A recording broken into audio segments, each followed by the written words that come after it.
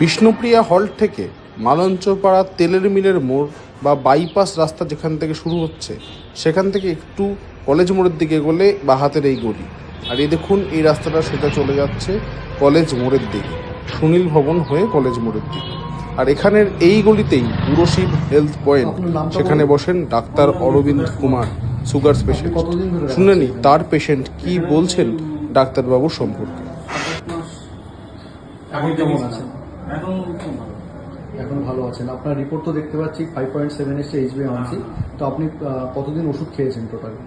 আমি টোটালি 1 মাস মতো ওষুধ খেয়েছি। লাস্ট যে ওষুধটা দিয়েছিল 1 মাসে, আমি তার থেকে 20টা কিনেছিলাম।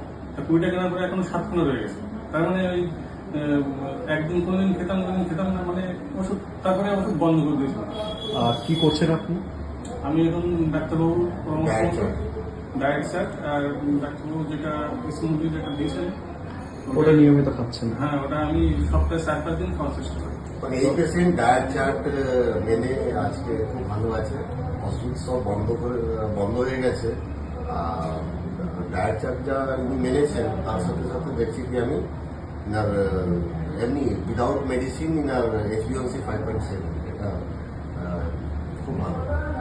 আপনি বাকি সুগার পেশেন্টদের জন্য কি বলতে চান? তাদের জন্য বলতে চাই, একটু ডাক্তারবাবুর পরামর্শ মতো পরামর্শ নেবেন, ডাক্তারবাবুর কাছে একটু আসবেন, পরামর্শ নেবেন। আর সুগার যে ভালো হয় সেই ভরসাটা তো আছে। হ্যাঁ, সুগার ভালো হয়। সুগার মানেই যে সারা জীবন ওষুধ খেতে হয় না, খেতে হবে এটা না। একদম সুগার মানে সারা জীবন ওষুধ খেতে হয়। ঠিক।